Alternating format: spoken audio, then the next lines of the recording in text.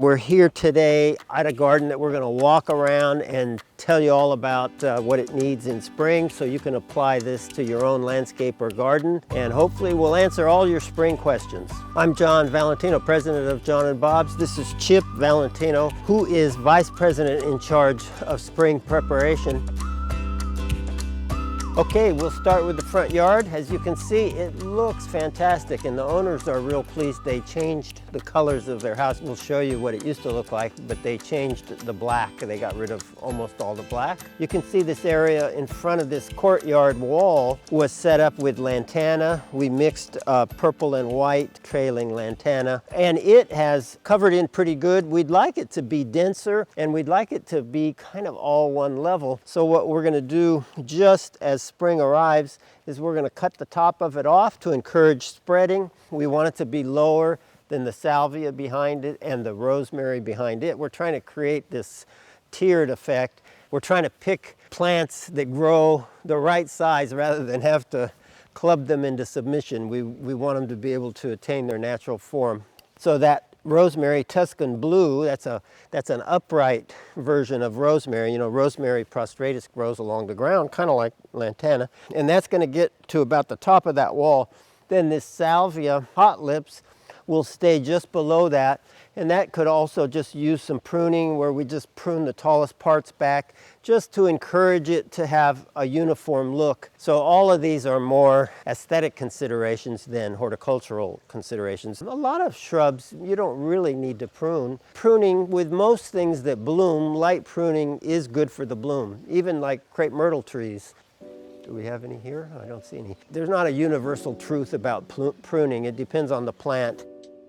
We'll do one treatment of blend, which is a combination of optimize, maximize, and nourish biosol. And that will really do us for the whole year because they're not heavy feeders and we're not trying to make them grow like crazy. We want them to be healthy and we want the soil to be healthy. So by applying those products, we're feeding the plant and we're feeding the soil right at the beginning of spring.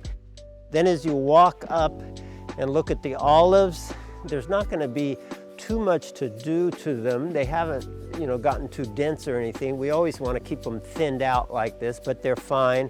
And then you can see they get a lot of sucker growth. Just have to continually cut those suckers off because we want to see those beautiful trunks. And then the area under it is pea gravel with DG and base rock underneath, so it doesn't tend to get much in the way of weeds, but it might get a weed here and there. I was just at a garden where the woman is dedicating her whole front and backyard to growing vegetables and growing fruit trees, and she has big open areas. This time of the year they just cover with weeds, and she's asking me, how do I grow this garden without using any pesticides or herbicides and not have weeds everywhere? And it's really not that easy. She doesn't want to use a chemical pre-emergent, which I admire. Chemical pre-emergent herbicides aren't good for the soil. It's a good goal not to use one. But there is an organic pre-emergent. I haven't find it to be real successful, but it doesn't hurt to try it. It's called corn gluten meal. And then I would combine that with regular mulching. But I mean regular mulching. You're always adding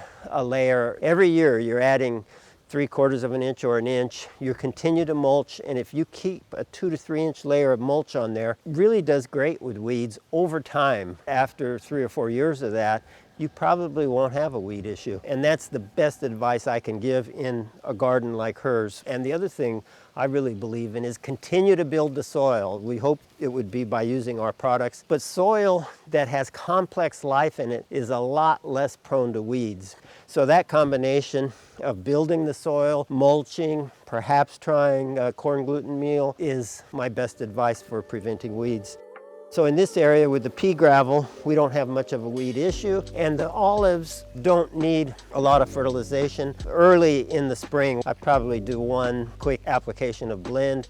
We can do it right over the top of pea gravel. So we'll just spread it around the olive trees. We'll get more rain this year. The rain will incorporate this better than anything else. I'll just throw it about where I think the roots are, very lightly. We get a lot of questions about how does it get to the soil. Well, water activates it, and water, would be faster if there was no pea gravel on there or no mulch on there. but this works just fine. It just works a little slower, but you know, we're patient. Everything's doing so well. The sea lavender, oak leaf hydrangeas are just starting to sprout. We come into this separate courtyard with the benches and the water feature that we moved from the backyard. The owners were telling me they're considering taking out this liriope, which were transplanted from their backyard, and using some large agave, which I think would look great. We'd use a different variety of agave than this agave, which is Blue Glow, and it has done fantastic. They were really small when we planted them. Look at them now, they're doing great, and they're in containers. They're just as healthy as they can be, beautiful. Each pot has a light in the middle. You know, although agaves aren't real heavy feeders, what I would do in these pots is what I would do in any pot. Over time, you do leach nutrients, macronutrients and micronutrients when you have pots. Right now, I would use blend and I would spray every pot with a little bit of penetrate liquid biotiller. That combination makes it so you never have to worry about a depletion of nutrients in the soil, not just for agave, but even if you were going to grow a heavy feeder like tomatoes. With tomatoes, I'd probably do twice a year applications of blend and penetrate, but with agave, I just do a springtime application. So the penetrate is this product that we sell with two vials, one that has food for the bacteria and one has beneficial bacteria. We don't want to mix them together. We keep them separate until we're ready to use them because we want the bacteria to eat the food in your soil, not in a container. What I like to do is put them in a big backpack sprayer and then I mix it with water. It doesn't matter how much water. You could mix it with 10 gallons of water or 1 gallon of water. I usually take the nozzle off of my backpack sprayer and it's a lot faster, and then I just kind of wave my nozzle around and spray this stuff everywhere. And you don't have to water afterward. It won't burn anything. So I have some blend. I'm going to show you how to apply it. He told me to bring my backpack sprayer, and I don't want to sound exactly like Joe Biden, but my memory is fine, but I forgot the backpack sprayer. But the blend, I will show you how I apply it. We don't need any precision applications. I just throw it on by hand. Oak leaf hydrangeas right in the root zone, just kind of a handful around each. Throw it around the sea lavender and the lower petalum. They're doing great, so it's not like we need huge amounts. So we might want to be a little more careful about getting it completely around the root zone of the maple because we don't want the maple to burn in the summer. We'll do about, I'd say, about 2 to 3 cups in each, probably 2 cups in this case. 1 to 2 cups, I'd say. And then we'll spray it with some penetrate, which I forgot my backpack sprayer, so I'm not going to show you how to do that. And that's a good summary. We're going to head to the backyard and see what that looks like. Now this gate might be open, and you can see this is the new color. Nope, it's not open, so we got to go in another gate. Smooth concrete stepping stones that go to an existing lot. So the back lawn, it was a hybrid Bermuda sod, and it was overseeded with perennial rye. Hybrid Bermuda sod goes dormant in the winter. It's just going to come out of the dormancy now, and it has this double row of Palo Verde trees, kind of a dwarf variety called Desert Museum. They'll be putting on leaves and blooms real soon.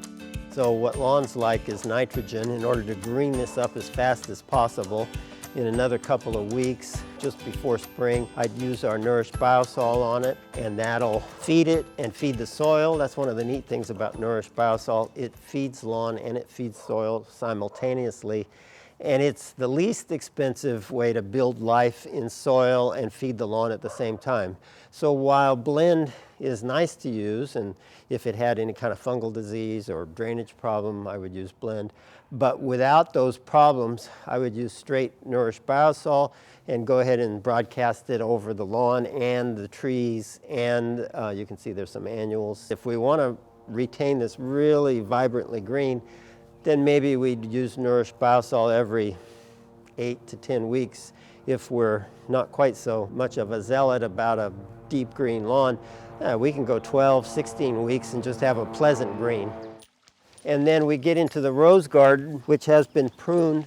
A rose expert told me if all you did was grab the rose and cut off 2/3 of the leaves, you're fine for a home garden, maybe not for growing prize-winning roses. What I like to do with roses that I think performs the best is I like to use 3 cups of blend right about now, right after pruning and before spring, around the root zone of each rose, and then I just spray with Penetrate Liquid Biotiller right over that blend. In a lot of gardens, existing gardens, I'll just do that in the spring. If I have any issues at all with the roses, or pest and disease, or any kind of issue at all, then I might do that again in the fall, but definitely in the spring. The other thing that you can try, you could use like a 2-inch thick layer of earthworm castings. So you use the blend, the Penetrate, and then a 2-inch thick layer of earthworm castings, and that does a fantastic job of preventing all kinds of pests like whitefly and aphid and things like that. So this is an area by the pool that they're going to have furniture on. The planting around it, everything's doing well. It's going to really take off when we have our warmer weather. Everything looks good. Got some Japanese maples and a screen started here out of evergreen to try to screen that big house next to us. All the things I said previously apply to this same planting. The planting's really not much different. We'll use a 1 application of blend with Penetrate Liquid Biotiller over the top, and that's a good summary of how you treat a garden for pre-spring. And now we go into spring ready to roar. We're going to need to have our pruning expert come over here and continue to work on this lemon arbor, which is really coming along, looking so much better. When we first took over here, it was just lemon trees growing everywhere and not trained over the arbor, but it's looking much better now.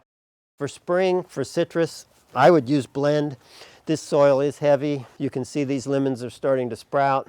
We want them to grow like crazy. That way we can take that new growth and get them to grow over this arbor and look like it wants to grow. So I'd use blend and Penetrate Liquid Biotiller, and the same thing on the redwoods, because we don't want those to turn brown when it gets hot. Japanese maples and redwoods tend to suffer in Fresno summer with 100-degree heat and a lot of sun, and that's something that should be done in the spring. Mr. Chip, how you doing? Oh, and not that Brendan's memory is bad, but he forgot the GoPro camera, so we didn't have any, and he's, 40 years younger than me, and even he forgot something. We all forget sometimes. But my memory's fine. Thank you very much for watching. Please subscribe. Please have other of your friends and relatives and neighbors watch more of our videos. We need more views. Chip is excited that we went over 30,000. Now we're headed to 50,000. Help us get us there. And if you want us to answer any questions, let us know. Some product lines would say use a certain thing for the citrus, use something else for the maples, use something else for the roses. What we think is it's really a lot simpler than that. Let's build life in the soil. It will be the best thing possible for everything, for your lawn, for your annuals, for your trees, for your redwoods, maples, lemons. If you start to have a problem, then we can look at the specifics, but I think you'll find you won't have a problem if you're building life in your soil.